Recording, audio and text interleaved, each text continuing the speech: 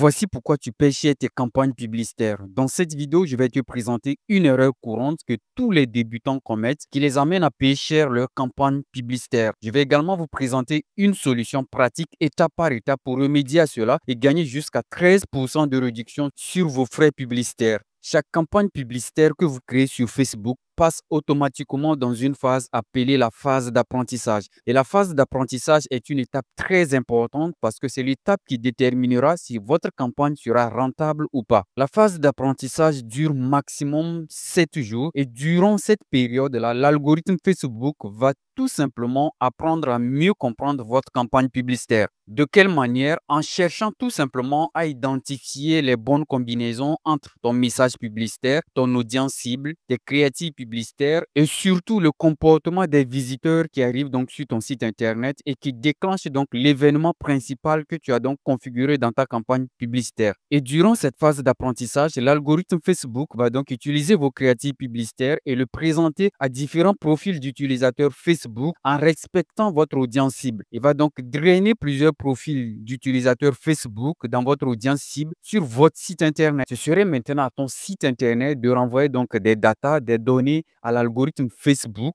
lui faire savoir que c'est tel profil qui correspond exactement à l'objectif de ma campagne publicitaire.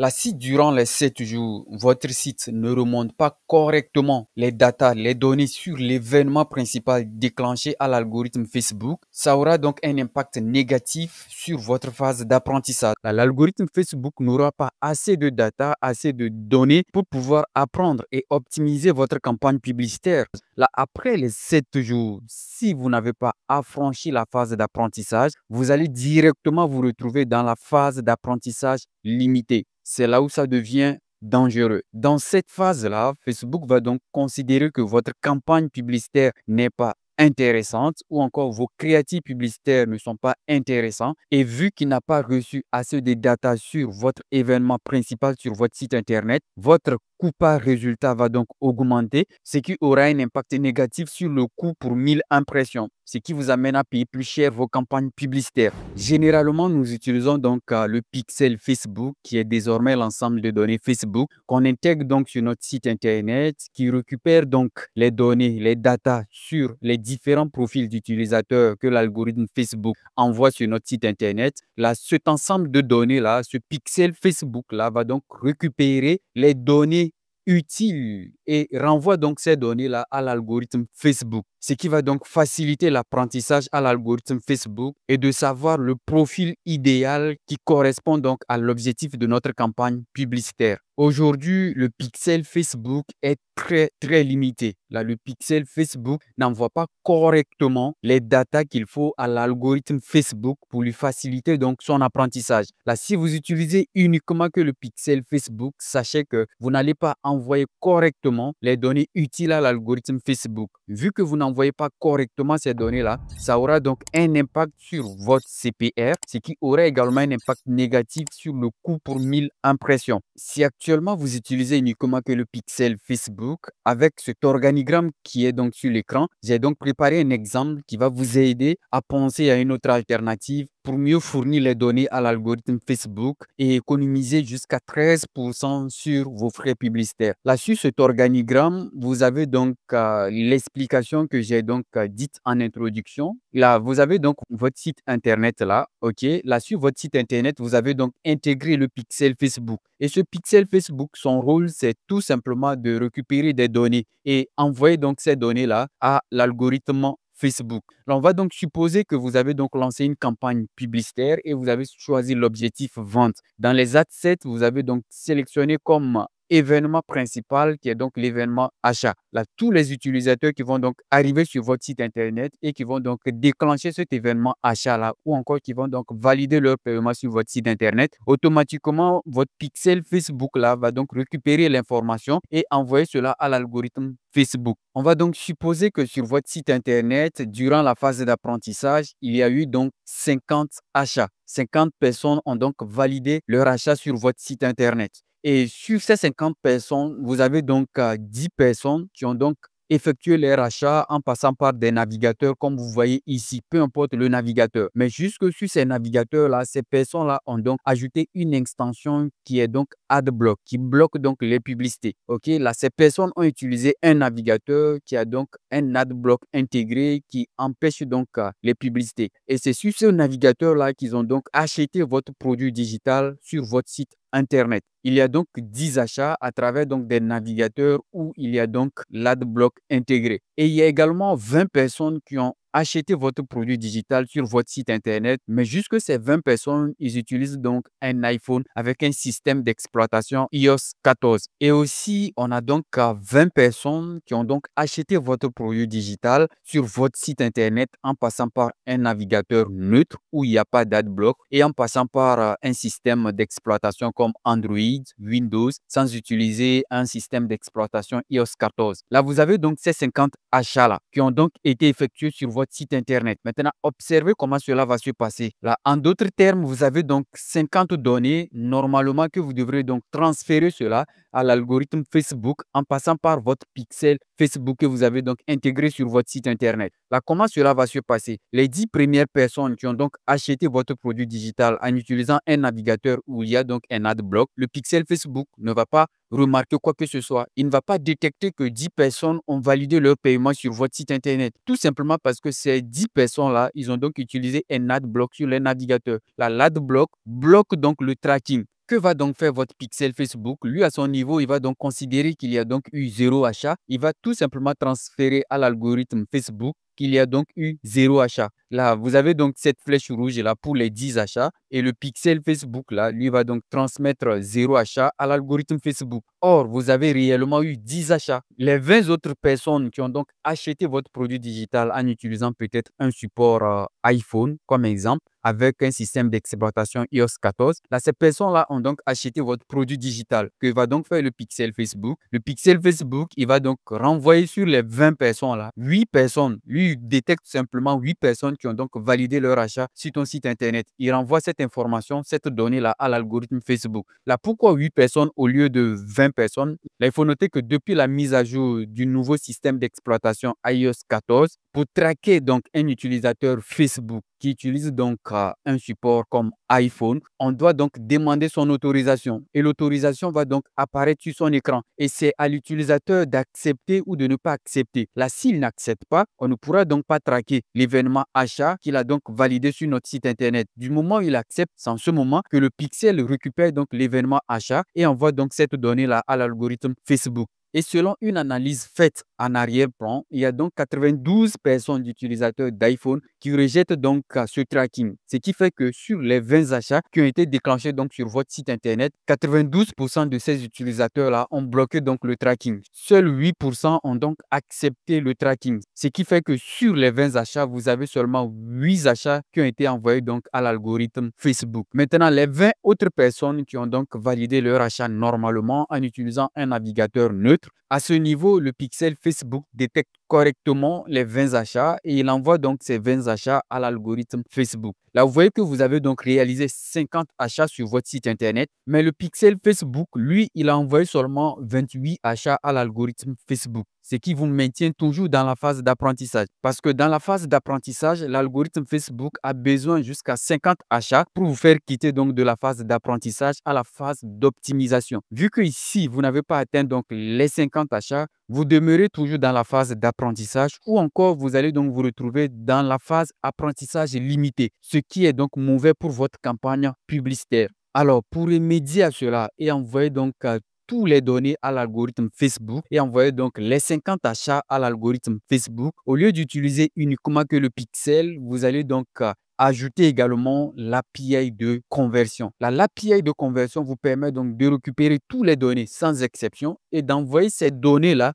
à l'algorithme Facebook sans interruption. Là, vous envoyez ces données-là en passant par le serveur. Or, le pixel, lui, il envoie donc les données en passant par le navigateur du client. Ce qui fait que si sur le navigateur du client, il y a donc un adblock, l'événement ne sera donc pas envoyé à l'algorithme Facebook. Mais si vous utilisez un API de conversion, lui, il récupère donc toutes les données et il fait passer donc toutes ces données-là par le serveur et il envoie cela à l'algorithme Facebook. Là, on va donc voir comment installer correctement l'API de conversion sur votre site Internet et pouvoir traquer donc toutes ces données-là. Et selon les analyses faites par Facebook, il nous informe que si on installe l'API de conversion, on bénéficie jusqu'à 13% de réduction sur le CPR, sur notre coût par résultat. 13% de réduction, c'est 13% de réduction sur nos coûts publicitaires. Là, une raison de plus d'installer l'API de conversion. Comment activer correctement votre API de conversion? Vous allez donc dans votre portefeuille business et vous allez donc venir cliquer sur cette roulette-là, paramètres d'entreprise. Vous allez donc scroller, venir cliquer donc sur le business manager, accéder aux paramètres. Dans les paramètres d'entreprise, vous allez donc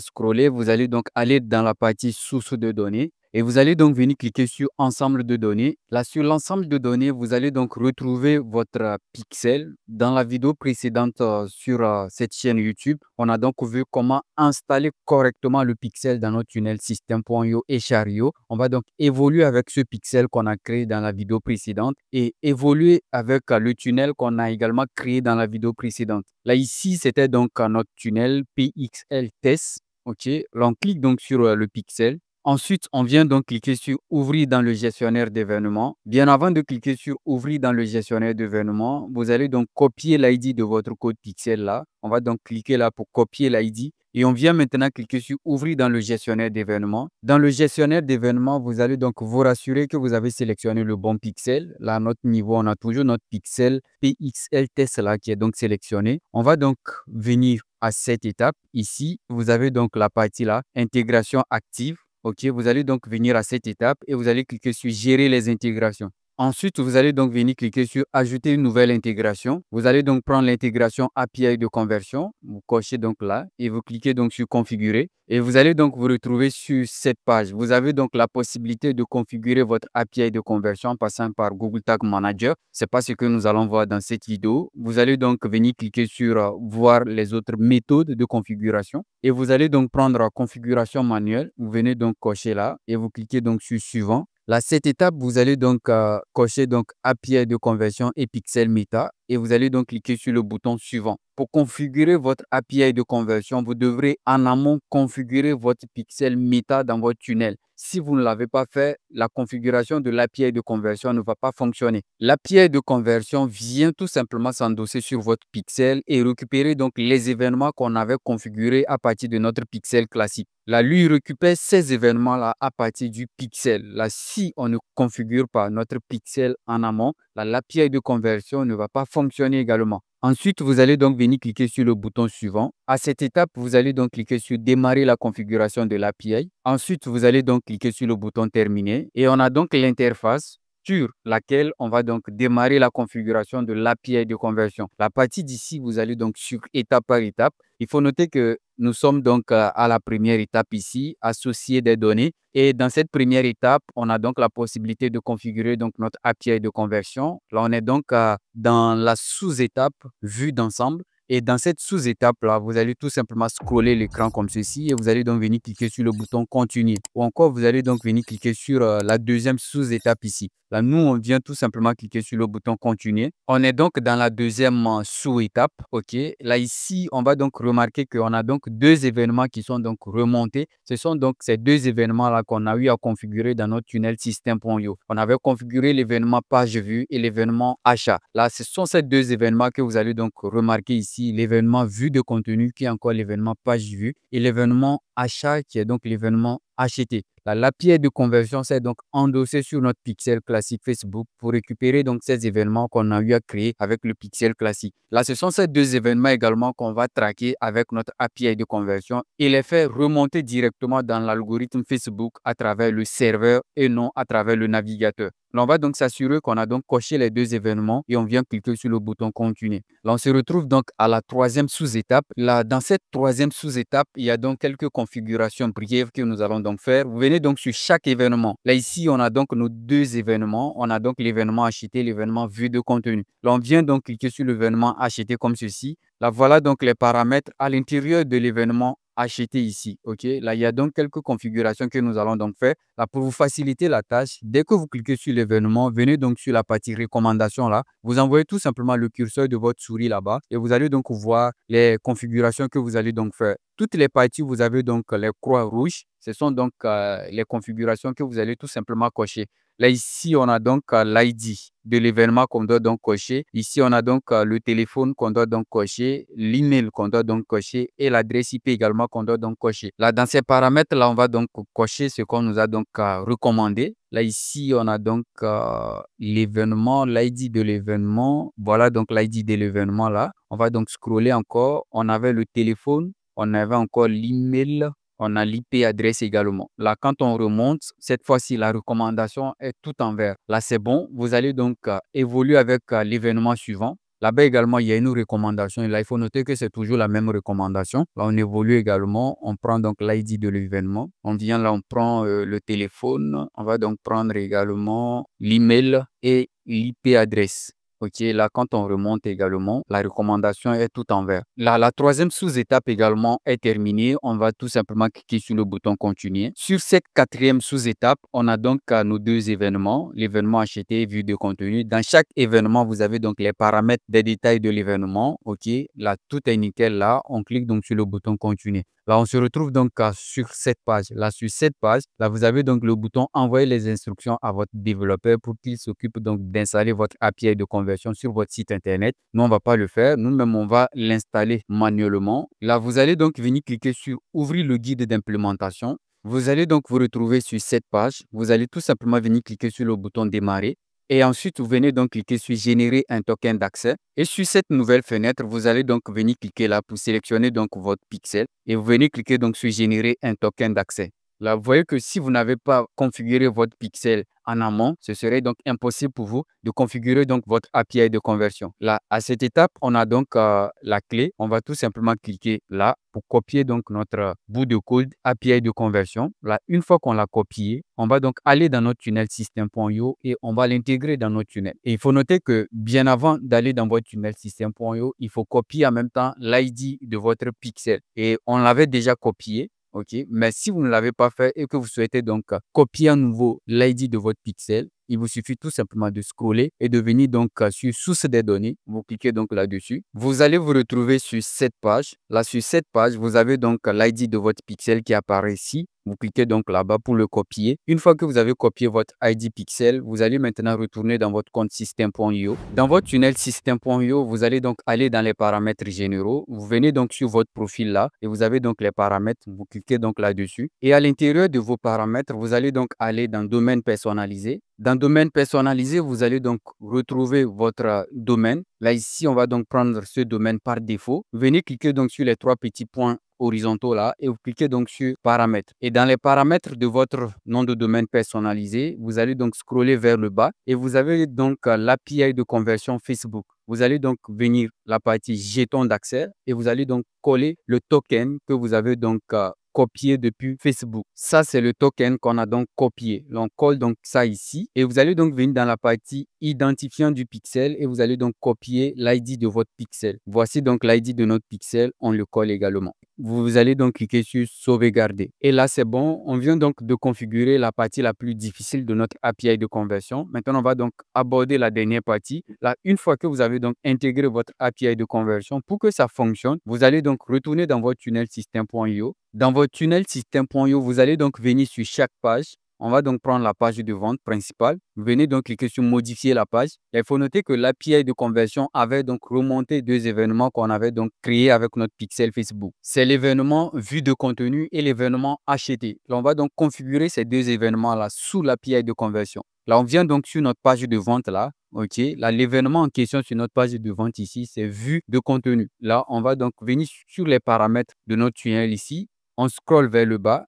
On va donc venir sur le tracking ici et vous allez donc venir choisir donc l'événement correspondant pour cette page. Là, vous cliquez ici et vous allez donc prendre vue de contenu. Vous allez donc venir sauvegarder et on va donc quitter la page. On va faire pareil aussi avec la page de confirmation. Là, vous venez donc sur la page de confirmation, vous cliquez donc là-dessus, modifiez la page de confirmation, les paramètres de votre page de confirmation et vous faites pareil, vous scrollez vers le bas, vous venez donc dans le tracking et là-bas, quel événement nous allons donc choisir? On va prendre donc l'événement acheter. On vient donc prendre l'événement acheter, sauvegarder, quitter la page. Là, ça, c'est la deuxième étape de configuration de votre API de conversion. Maintenant, on va donc aborder la dernière étape de configuration de votre API de conversion. Dans le gestionnaire d'événements, on va juste patienter que ça se charge. On vient donc sur intégration active ici. On a déjà deux intégrations là. Quand on clique là, on a donc notre pixel qui est donc active et notre API de conversion également qui est donc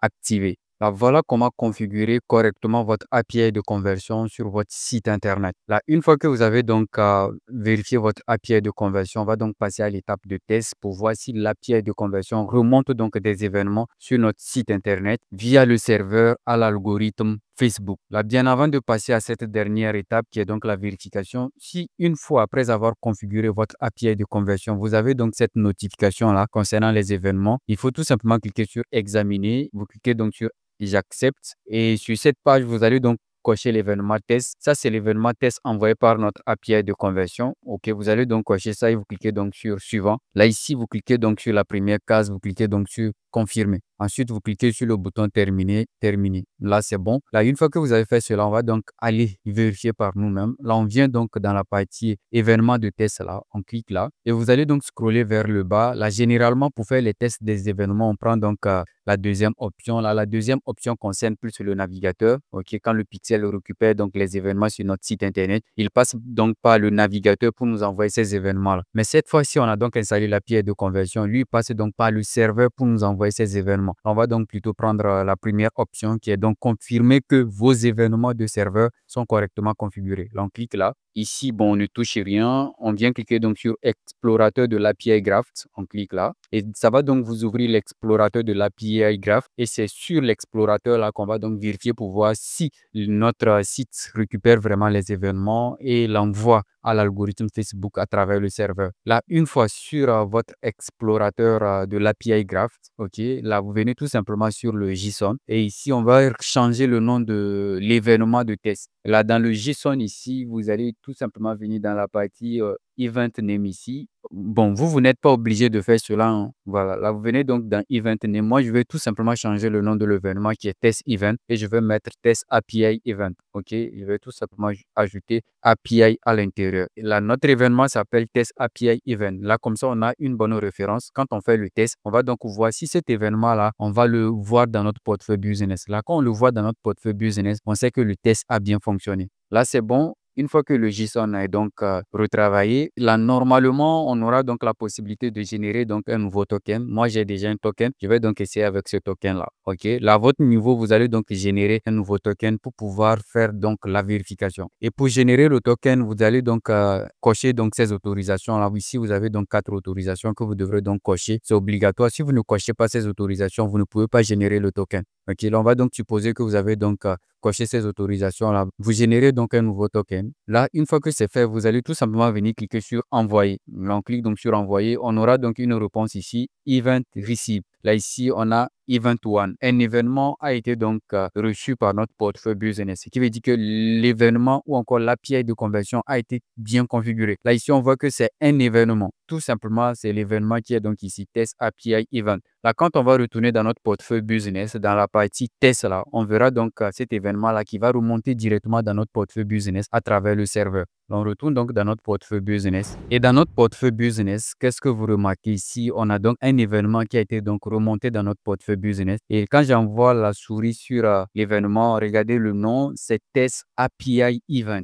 Là, l'événement remonte correctement à travers un serveur. Ça veut dire qu'on a bien configuré notre API de conversion sur notre site Internet. Là, désormais qu'on va traquer des événements sur notre site Internet, le pixel va récupérer ces événements. L'API de conversion aussi va récupérer ces événements. Et les deux là vont donc envoyer ces données-là à l'algorithme Facebook. Là, ils envoient donc ces données-là à l'algorithme Facebook. Il faut noter que ces deux données-là ont donc le même ID. Il n'y en aura pas de doublon. Là, notre algorithme Facebook va donc recevoir ces deux données-là, mais il va juste considérer un seul donnée. Là, il n'y aura pas de perte de données vu que l'algorithme Facebook va recevoir correctement des données avec notre API de conversion et le pixel. Là, il n'y aura pas de perte de données, ce qui va donc avoir un impact positif sur notre CPR et notre CPM. Là, maintenant que c'est bon, on va tout simplement effacer l'activité. Et là, c'est bon. On revient donc dans Vue d'ensemble. Et dans Vue d'ensemble, désormais, quand vous scrollez, OK, quand vous allez commencer par avoir du trafic sur votre site Internet et que le pixel et la pierre de conversion, les deux envoient des données à l'algorithme Facebook, vous allez donc voir les événements ici. Au lieu de voir navigateur, vous allez voir c'est écrit multiple. Là, si c'est écrit multiple, bingo, tout est bien configuré. Là, cette fois-ci, on va retourner donc dans notre gestionnaire de publicité et dans l'adset, vous allez donc voir que notre API de conversion sera directement remontée sur notre pixel et également sur les événements. Là, on vient donc cliquer sur campagne. Dans le gestionnaire de publicité, je vais donc faire un test comme si je veux lancer une campagne, OK, juste pour me retrouver dans la partie adset, créer. Là, je vais donc prendre vente, continuer. Alors, ce qui nous intéresse, c'est l'ensemble de publicité. On vient donc sur les adsets. Dans l'ensemble de publicité, on va tout simplement scroller et aller dans la partie ensemble de données. Alors, on vient donc dans la partie ensemble de données ici. On clique donc sur cette petite flèche. Vous avez donc notre pixel PXL ici. Et qu'est-ce que vous remarquez? L'API de conversion qui est donc tagué sur notre pixel. Et quand on scrolle, on va donc prendre notre pixel là. Ça va nous ouvrir donc la fenêtre des événements. OK, là, quand on clique sur les événements, vous allez donc remarquer aussi que les événements sont tagués. OK, voilà. Vous avez donc l'événement vue de contenu qui est donc tagué. OK, là, l'événement achat également sera donc tagué par l'API de conversion. Voilà, là, tous les événements qu'on a donc remontés dans l'API de conversion seront tagués avec API de conversion. OK, ce qui veut dire que l'événement seul, il est donc traqué 2 fois avec le pixel et l'API de conversion.